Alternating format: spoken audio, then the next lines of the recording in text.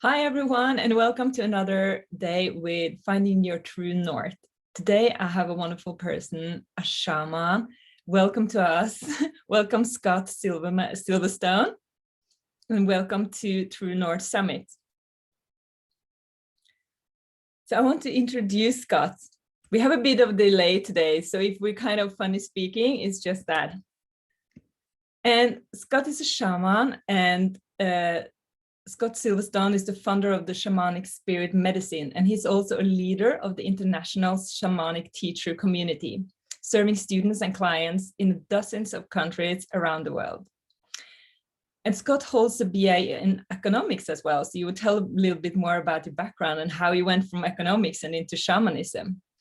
And you're a natural born empath and healer, and Scott began his study of the art of healing in 1996 and have been working with energy healers and shamans in northern Arizona.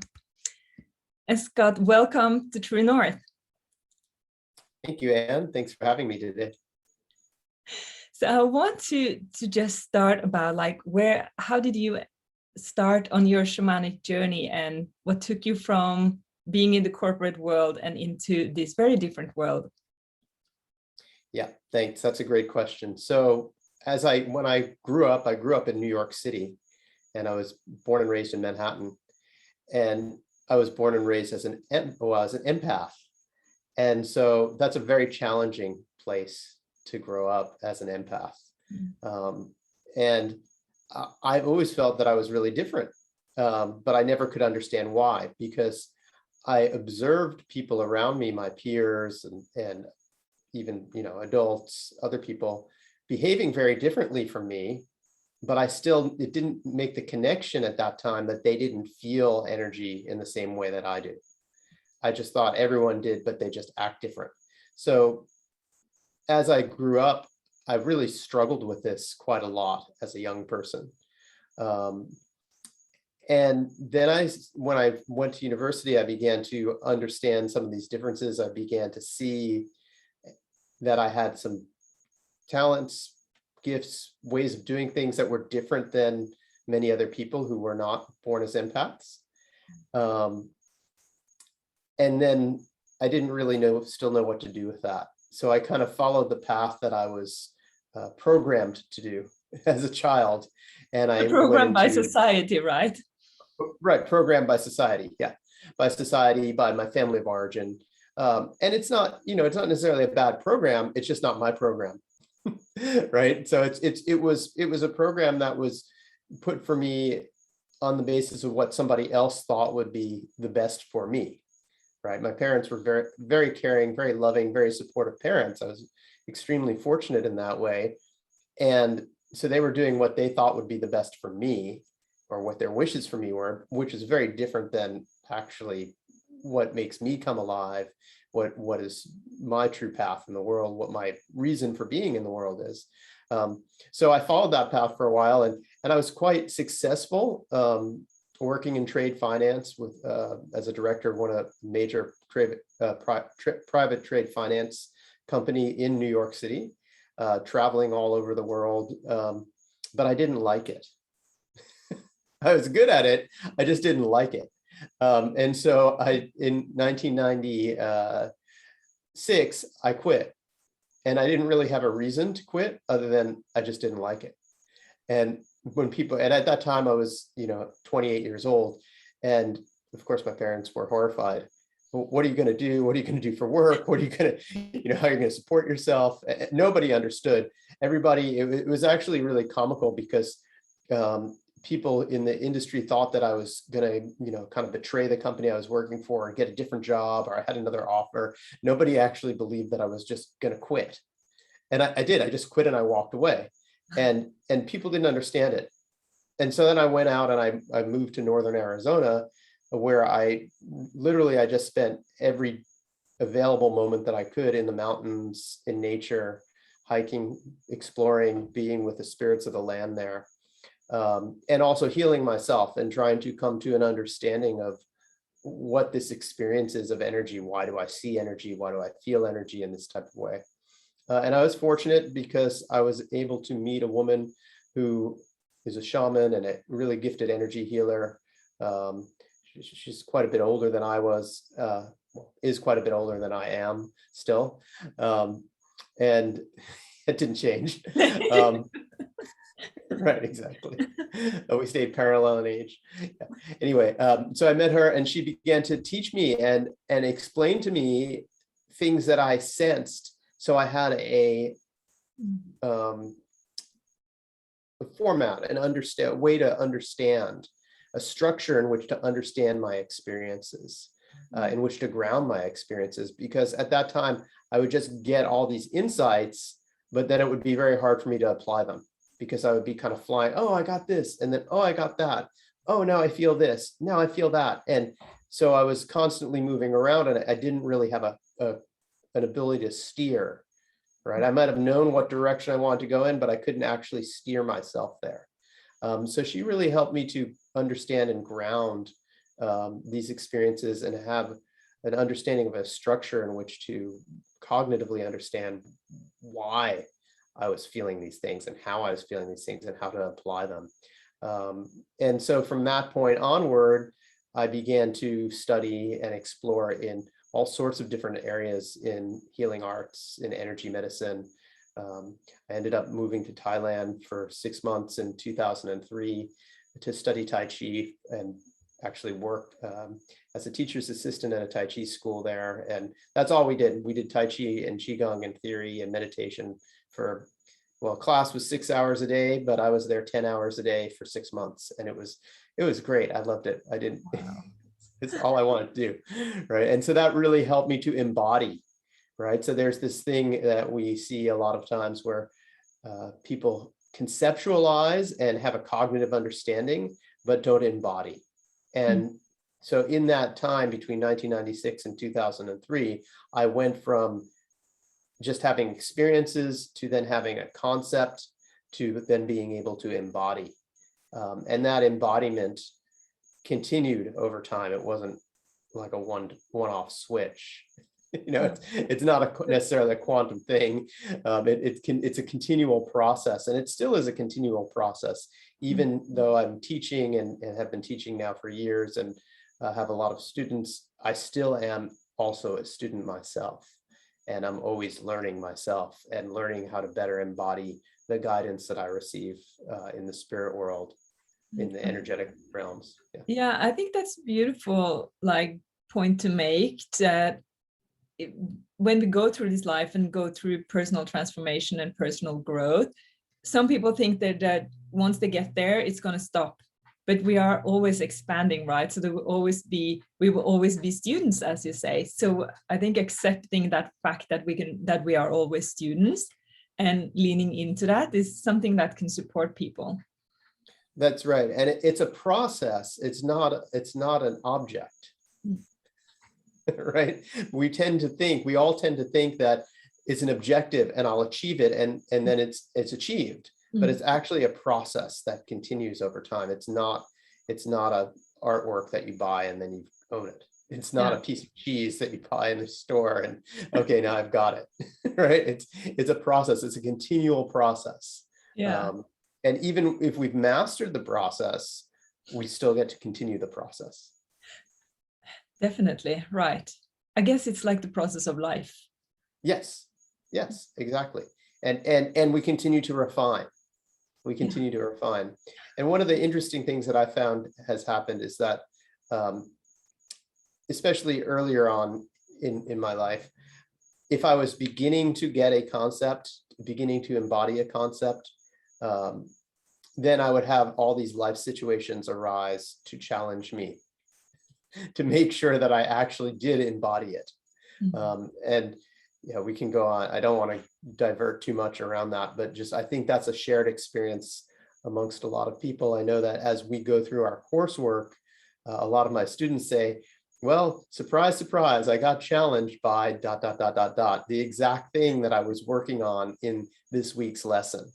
And that's normal. That's kind of how it happens for us. Yeah, I think that I so recognize that. I want to jump a little bit back just because you said something about going from the corporate world and even just growing up as an empath. You felt that there was something you weren't connecting with everybody, or people seemed different and you thought everybody were like you. So I was thinking, what is the common thing you see either from yourself or from your student, that when you are a little bit off course and you are not on your true north path, like you're the thing that is like true to your inner spirit, like as I said, you were doing great in the corporate world, but you didn't like it. There was something inside of you that wanted to go in a different direction. What is the things people can look for, the symptoms of being off course?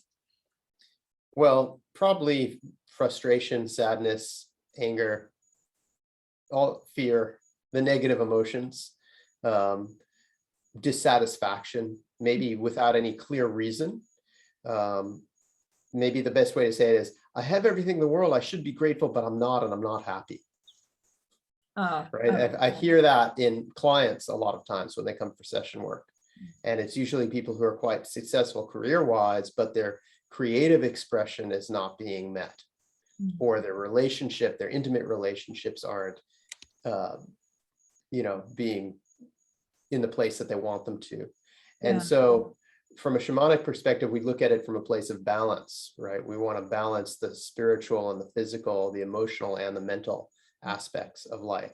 And so we don't want to go too far to one or the other. And this is actually a concept that I taught to my daughter when she was very, very young. And I remember we went to, she was in first grade, which is 6 years old. And she was telling me about the different children in her class. And she was describing them by where they, how they relate to the balance of the medicine wheel, the spiritual, the physical, the emotional, and the mental. And she was saying, oh, he's just a brain. He doesn't show his emotions except when they burst out, and he's totally ungrounded and he has no connection to spirit, but he's very, very smart. He reads at a third grade level, even though he's in first grade, and he's very good at math, but he's just a brain on legs.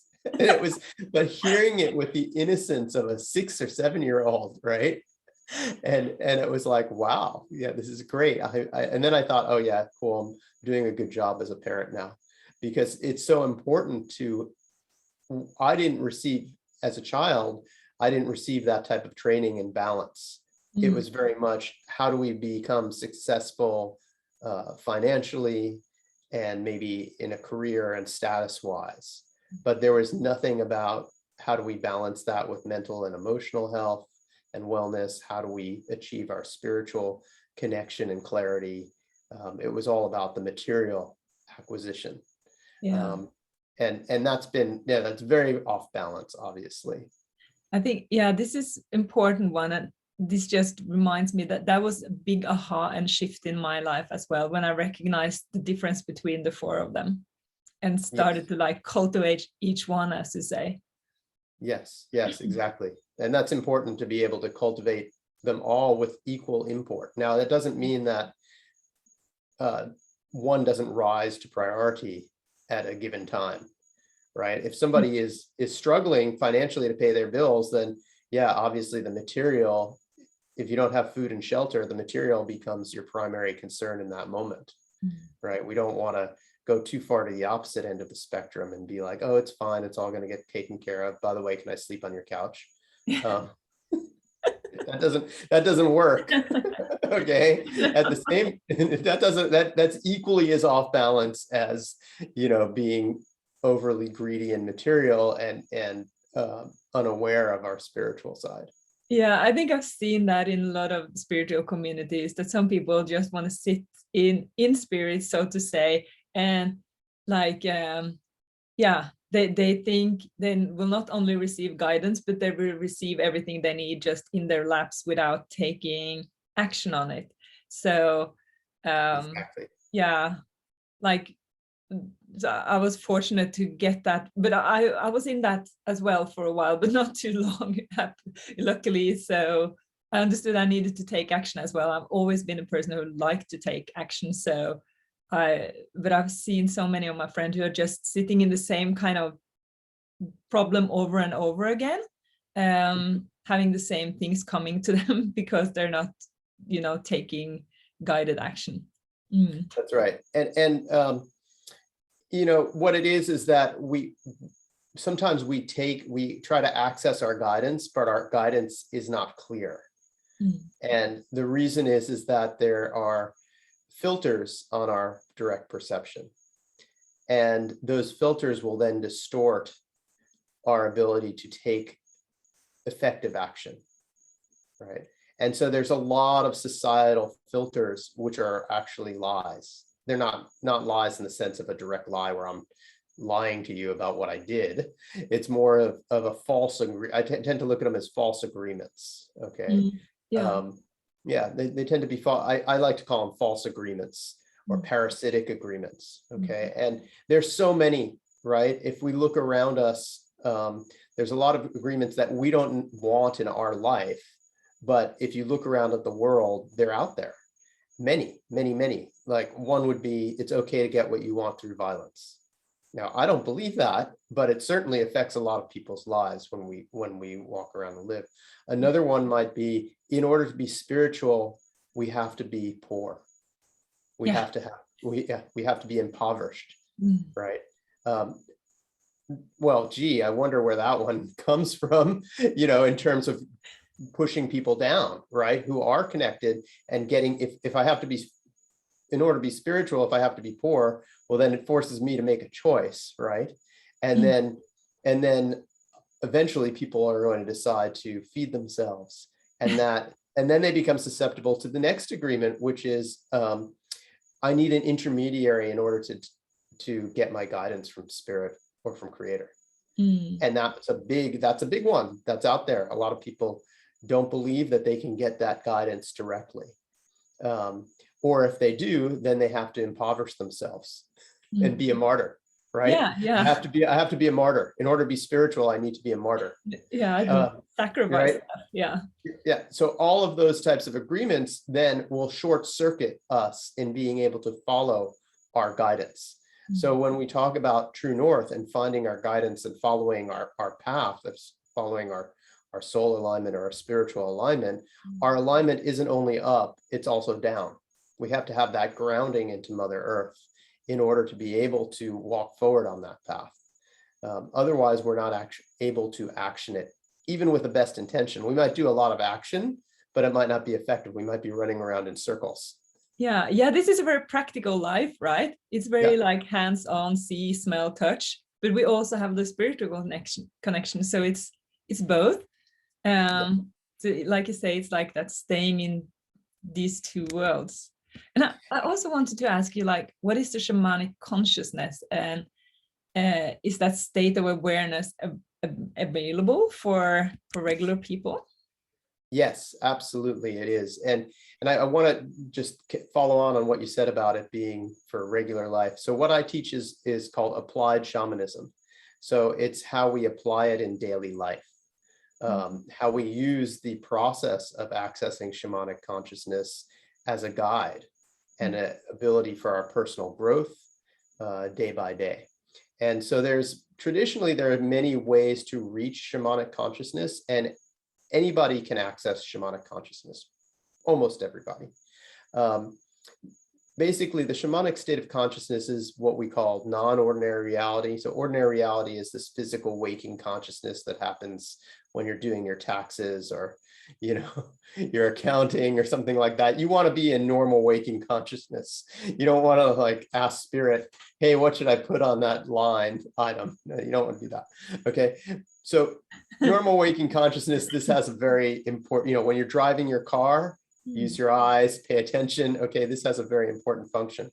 Okay, equally important is our spiritual function, or our non-ordinary senses, which is our intuitive senses and our ability to connect in that way. Traditionally, even though some members of the society would be chosen as the shaman or the medicine people of their tribe, of their clan group, everybody or almost everybody within the clan group in a shamanic society would have shamanic consciousness. Okay, that's just part of the consciousness. And that would be when we take something from the forest or from the land, we make an offering and we ask the spirit of the land to allow us to take it. We caretake the web of life for future generations. We're aware that a spirit is moving through all things. There's a spirit in all things, and we walk with respect to that.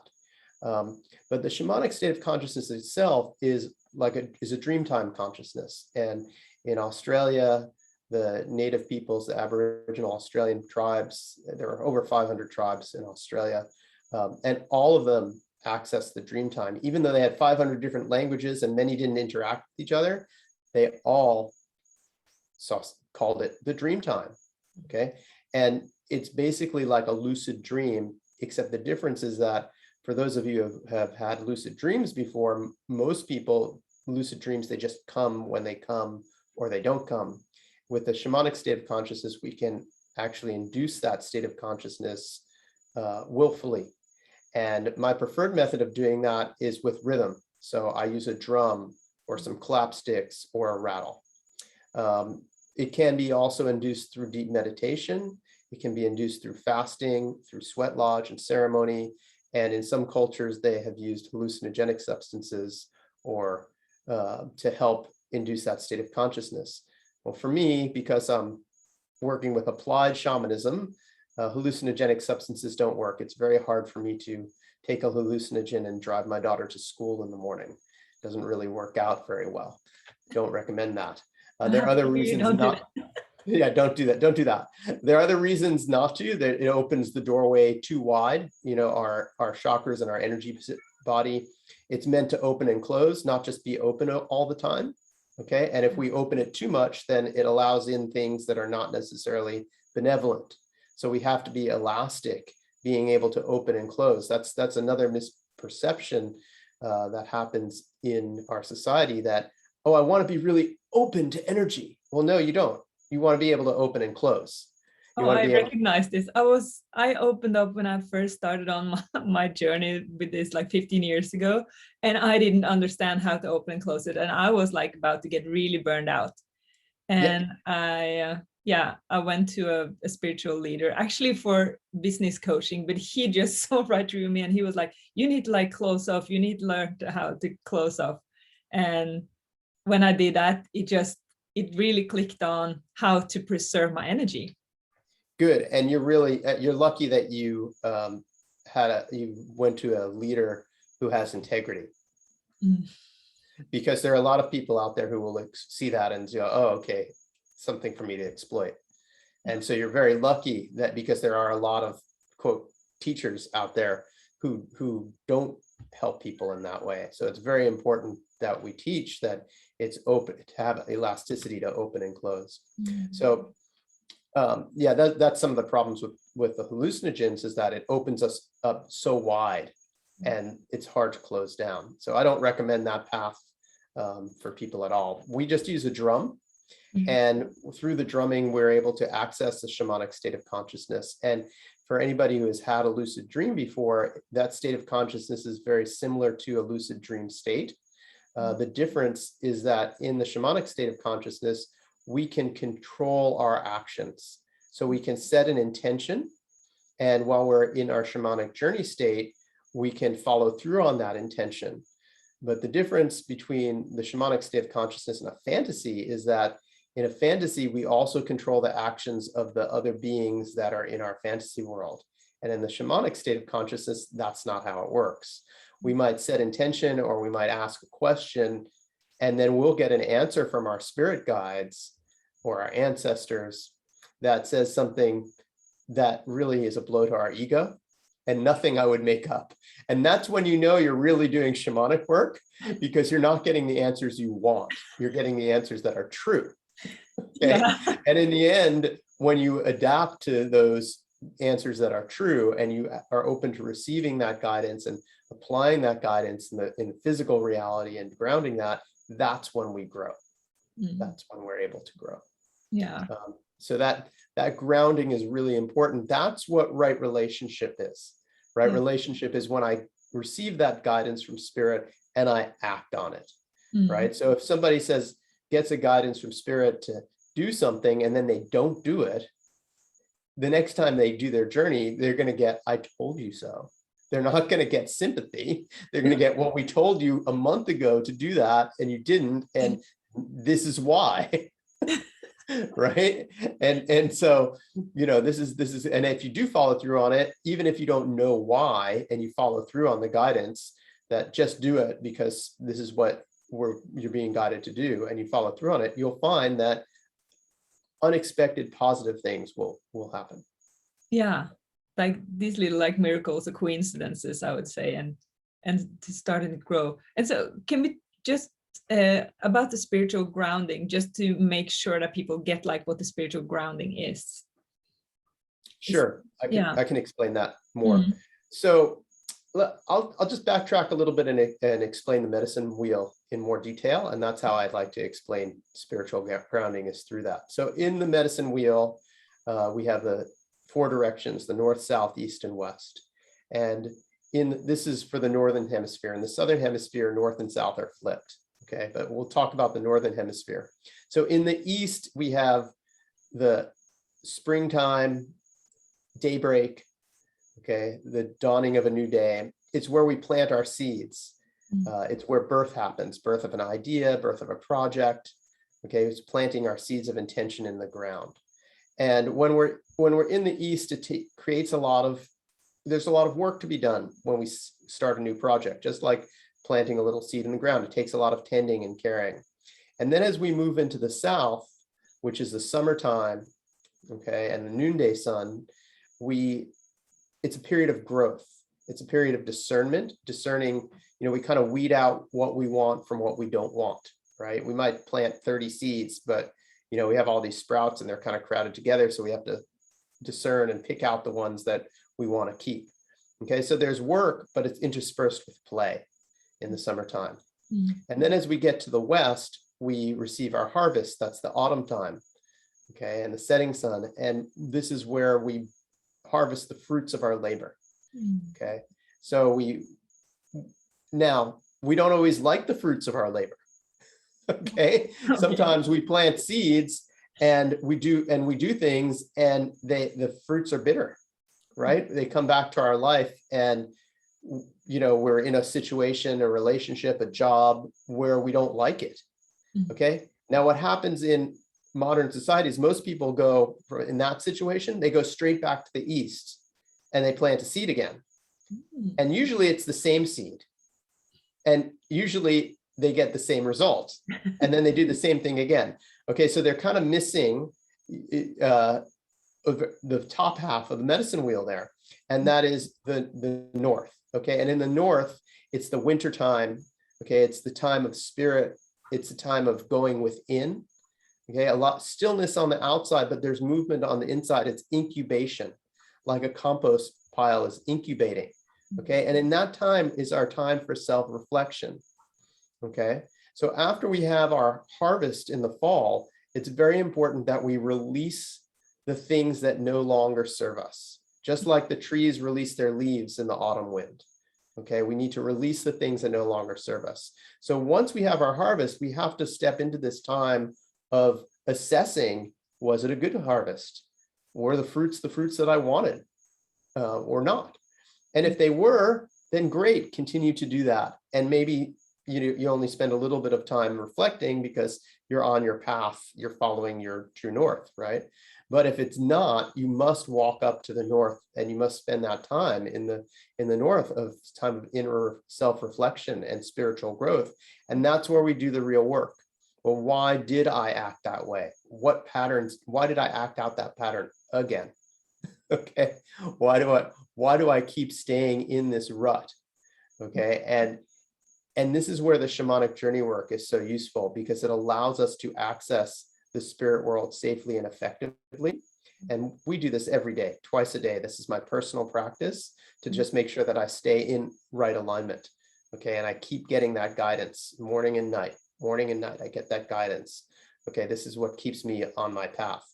And so remember, these cycles of walking the medicine wheel, they can be large cycles or small cycles. It can be a daily cycle, it could be a yearly cycle, and we're in different places in different things, right? I might be in the summer of my career, but starting a brand new relationship, and that's in the springtime on the east.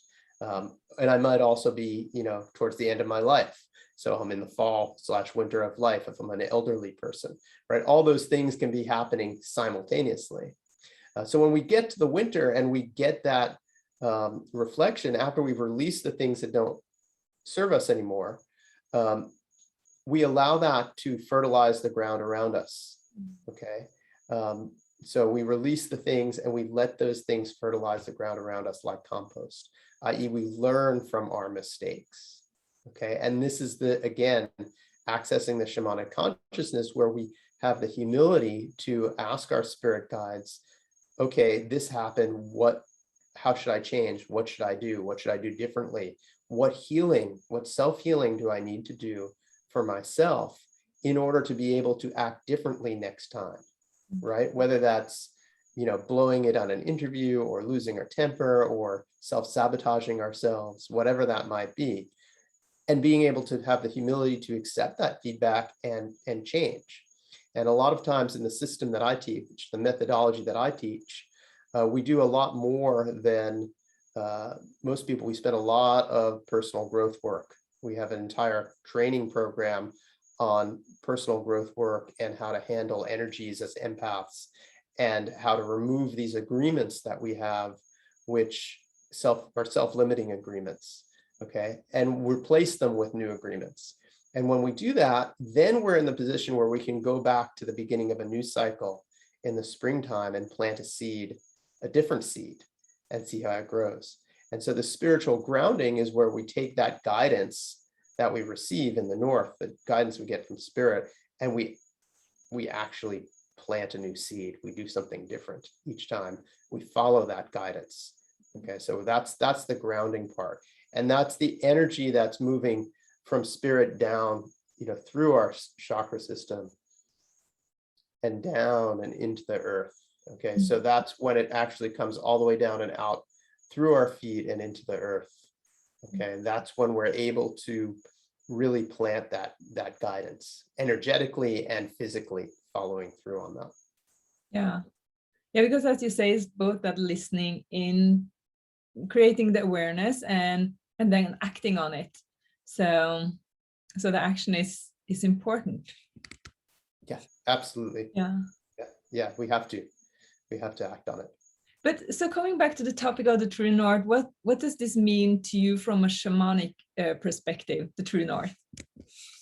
Yeah, so yeah, that's great. So the true north, to me, it means finding our compass, staying in right alignment. So when we're following our path, so in other words, we're able to follow our direct guidance that we receive from source energy, from creator, from the spirit world. And we don't get swayed by these external agreements or the expectations of others. Now, that doesn't mean that we don't negotiate with others and pay attention to their needs and feelings as well. Of course we do. But we also pay attention to our own feelings and needs. Okay, and we follow our path. So, part of being a leader is being able to listen to diverse opinions in the room. And the other part of being a leader is then, after we account for all those opinions, and I mean authentically, not just paying lip service to opinions, but truly listening, truly hearing, understanding, empathizing, and considering all those. And then we make a decision and we move forward and we own that decision. Okay, so that's our true north, where we are open to feedback. We are open to other suggestions and ideas. We also have our own ideas, our own connection to spirit, to source energy. And then we make a decision and we move forward according to that decision. So we don't do things like sell ourselves short and say, oh, well, I didn't take that opportunity because I could tell that other person didn't want me to. Right. I think that's such an important one. I hear that so often when I coach people, that they make decisions on behalf of others, like typically like that. And yeah, people do it a lot. Like they do it. And that's a very bad form of self-sabotage. Absolutely. And sometimes you also deprive another person from actually, receiving something they would want, because you say like, I don't think that person would have time or the money, or that they would want that, or it's gonna like, and they would actually love to do it. So you're kind of depriving them for the opportunity as well. So yeah, that's right. And this over giving thing, the giving needs to be balanced, right? We tend to have this thing of like, let's overgive. Well, some people do. A lot of empaths tend to be over giving, right? A lot of healers tend to overgive to the point where it exhausts them. But actually, as you say, it's depriving the others of the healthy opportunity to take responsibility for themselves, right? There are very important lessons to be learned. You know, I love being a parent because I learned so much from my daughter. And, you know, I give her the opportunity to fail. I give her the opportunity to make mistakes in a limited capacity, right? You don't give a 3-year-old the opportunity to fail driving a car. That's a bad idea.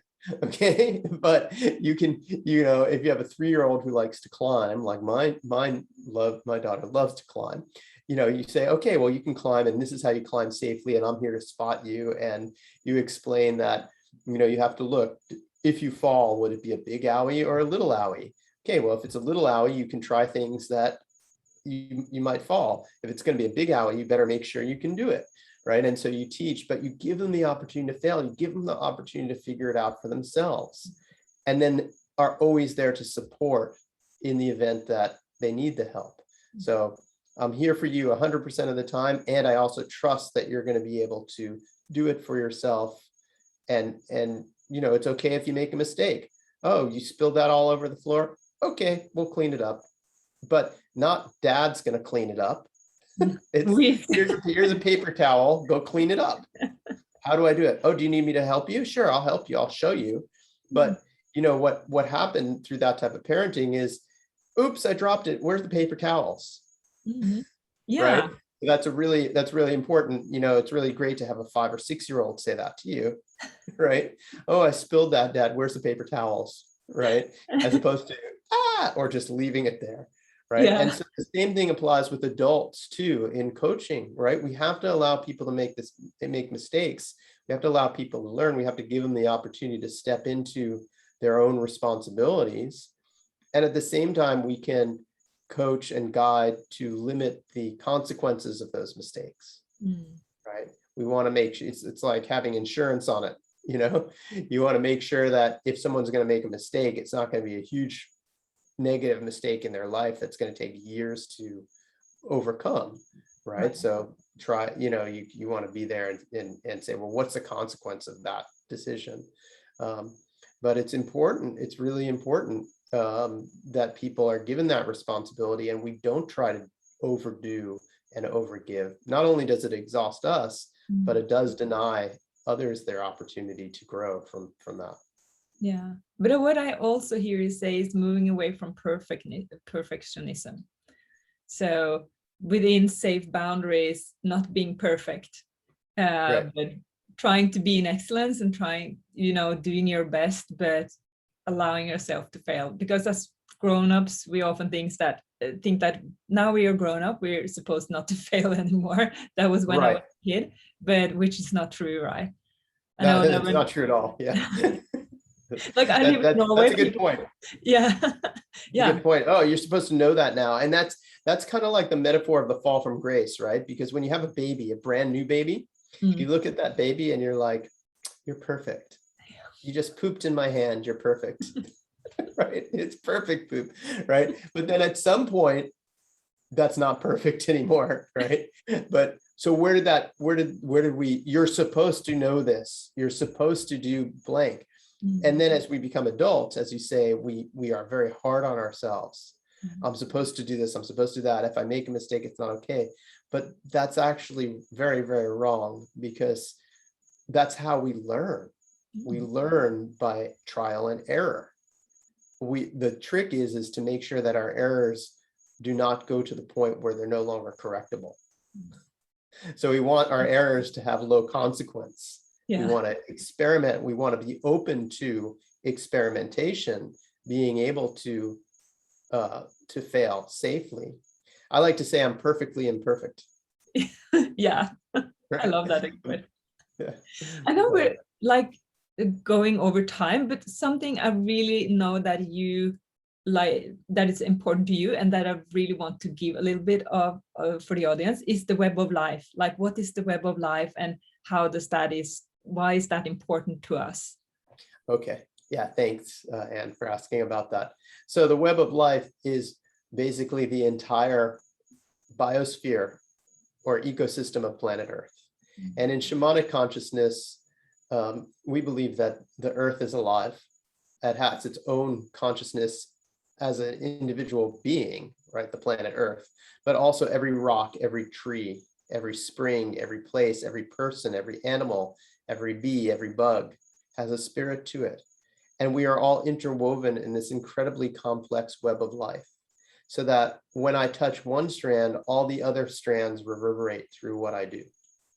And this gives us hope that even when the world has a lot of problems, small actions can reverberate outwards in a very positive way.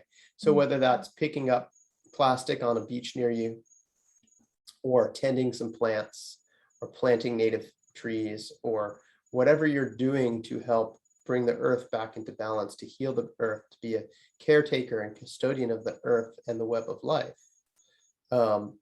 that action reverberates outwards, because you don't know who's watching, who you're inspiring, and what the person that you inspire might do, right? What if the person you inspire happens to have the resources to, save vast swaths of rainforest that is endangered? You don't know where that is going to go. And actually, that's really why I teach, and why I teach shamanism, is because if you have time for a story, I'll share with you how I came to teaching, because I was just doing session work, and one day I got a email from someone who was saying, oh, she's going to come and visit Kauai for 5 weeks, and she wants to learn what I do. Will you teach me what you do?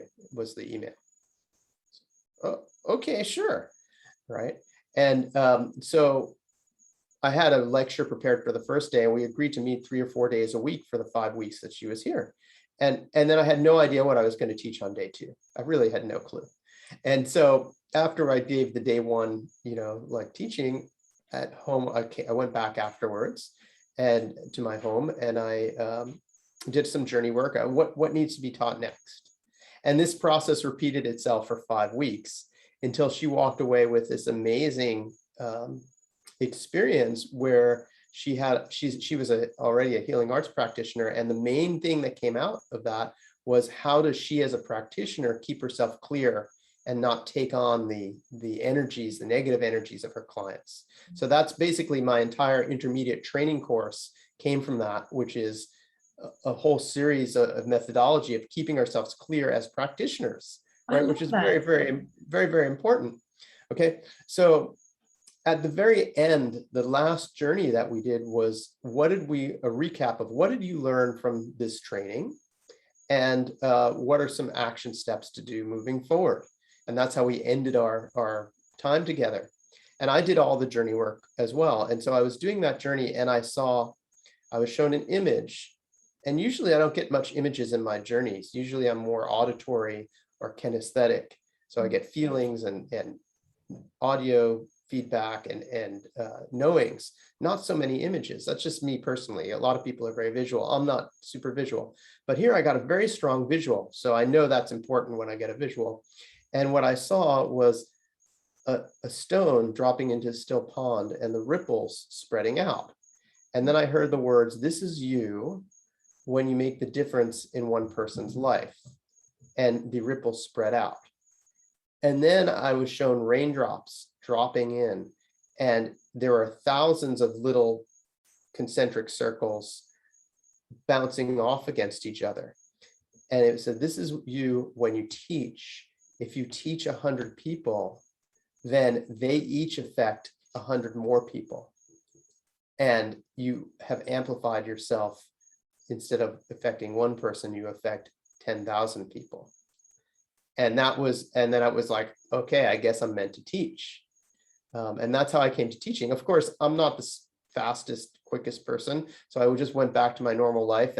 And then I found a message that had been sitting in my inbox, in my Facebook inbox, which I never checked, for 2 weeks. And it was literally the same messages I had gotten, 8 weeks ago. Hey, I'm coming to Kauai. I want to learn what you do. Will you teach me? From someone else who was coming from the UK. And I, of course, messaged back, oh, I'm so sorry it took me so long to reply, but I actually don't ever check this. If you're still interested, I'd be happy to talk to you about it. She was interested. She came over. We spent 8 weeks together. And as she was leaving, there was someone who I was doing a session on said, that was amazing. I really want to learn what you do. And so she stayed for 10 weeks. Okay. And as she was leaving, someone else, this went on for an entire year. And then after a year, I'm like, okay, I get it. I will put up that I teach on the website. For a whole year, I taught essentially full time without having it on my website. And so this is how I got into teaching. I was a little slow on the pickup there. But I got it eventually that this is what I'm meant to be doing. And so that's how it came to me. And that's why I was, I guess, meant to be doing this type of work. I love that story. And I love that way of showing people how they can be guided and leaning into whatever comes, because you could have been scared and said like, no, I don't know what teacher, and I just have day 1 ready. What about day 2? So right. That's like going into all this like programming from the past, as you say, like what doesn't serve us, but you stepped into it, and doing that, I think will help people really to find their true north and to dare take the step forward. Yeah, thanks. And it's important, as you're saying that about true north, it's important to understand, like, just as if we're sailing a boat, you don't just point to true north once.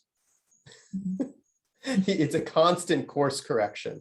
Mm-hmm. It's a constant course correction. It's little incremental steps. Mm-hmm. Okay. And so we go and we change our course, and we go and we point north again. And so this is the aspect of the shamanic journey work where the more we journey on a regular basis, we ask, am I on my right path? Oh, you are. Great. Oh, no, little correction over here, paddle this way, sail, turn this way, right? That's really important. And that was the way that I followed in developing our course curriculum. Was essentially it was developed through teaching one-on-one with people and asking, okay, what does this person need to know next in order to grow? And after doing that with half a dozen students one-on-one, I got to see different places in which people were blocked. And so I'm still updating our curriculum. It doesn't change too much now, but up until about a year and a half ago, it was changing every single class. I was adding and subtracting, and I still do a little bit of editing in the curriculum. Each class to improve it based on the feedback that I get from the students and how I can articulate something better for whoever's in the room. So it's really important that we continue to course correct to find our true north, to find our direction. That's really important. Yeah, I think that's an important point to make, that it's not like one big highway, but as you say, it's like being on a boat. If people have been on a boat and navigated, you know what it's like. You always get to check the course. Am I on course? No, it's a little bit here, a little bit there, 2 degrees. Oh no, we're totally off. So we get exactly. I mean, even after all these years, still sometimes I get like caught up in something, especially if I'm stressed over time, and then I end up totally off course. But now I recognize the signs to look for, to correct myself back in, so it doesn't go too long. But yeah, I too end up, of course, I think it's a part of life, that too. It's definitely part of life. I mean, there's a lot of pulling and a lot of distractions, and especially now in our modern technological age, there's a lot of bait out there on the internet and social media that is specifically designed to pull us off our course and to bring us into somebody else's agenda. Yeah. And whatever that is, without a judgment, it may be a good agenda. It may be save the rainforest, which is a great agenda. It just might not be your course. You might be more interested in working with the oceans, right? Yeah. Or doing interviews with people in whatever your unique contribution is. Yeah. So there's a lot of that. There's a lot of that pulling. And so goes back to what we were talking about earlier. How do we maintain our direction? How do we stay true to ourselves, not self-sabotage, not allow the expectations and hopes of others to pull us off of our course?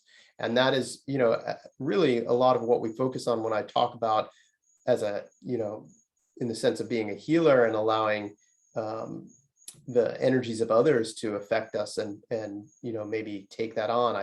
I met a lot of healers who have been doing it for 20 or 30 years, massage therapists, Reiki practitioners, etc. And they're very burnt out because they've taken on a lot of the energy of their clients, a lot of the stuff and so one of the big things that we do is we teach to healers how to not do that, how to keep themselves clear, how to have that boundary where we're washing ourselves, keeping ourselves connected to spirit, connected, grounding in Mother Earth, keeping our energy field clear, and still helping people, right? Still helping people, but not taking it on ourselves, not having this agreement of, oh, in order to help you, I have to take on your suffering. That's not healthy. But a lot of people operate that way, and it's unconscious, but that's some of the programmed operating systems that need to be updated. Right. Yeah. And as we're rounding off, before we're rounding off the interview, because you have the course and you had a special offer for the listeners. So I really want to talk about that, because this is your course and they can find you on your website. Yes. Mm-hmm. Yes, it's Shamanic Spirit Medicine. Mm-hmm. And so we offer both in-person and online training. And so for the online training, we're offering $100 discount in our first level, level 1 training, which is the fundamentals of shamanism. And there's a discount code that is going to be on this interview. I believe it's ANK100, and that's the $100 discount for the fundamentals of shamanism training. Yes, I'll leave it in text. I'll leave it in the text as well, and the link to your website so they can find it. Thanks. Yeah, and that fundamentals of shamanism training, we offer it both live online and also as a self-paced training. So especially for listeners in Europe, because we're over here in Hawaii, and it's a 12-hour time difference. So many of our European students, not all, some of them stay up until midnight, 1, 2 in the morning to be on the calls live with us. But most of our European students do our self-paced training, where you can watch the videos of the interview of the coursework and correspond by email. And for people who do that, you're also welcome to join our live course as well at no additional charge. You can do both. So we try and make it available to as many people as possible without keeping you up to 2 in the morning. I love that. I've done courses with people in California, for instance, which is probably even worse, time-wise. And it works. When it's something interesting, it's definitely worth staying up for. So yeah. But we like to do it, people just watch the videos too. It's just as easy. And we get that, because the videos are just the live course videos. So you feel like you're sitting in it, but you don't have to be up until 2 a.m. Yeah. But we do get to see. Sorry, go ahead. Yeah, it's nice with this technology that actually makes this possible. Yeah. But I have seen a few students in their pajamas.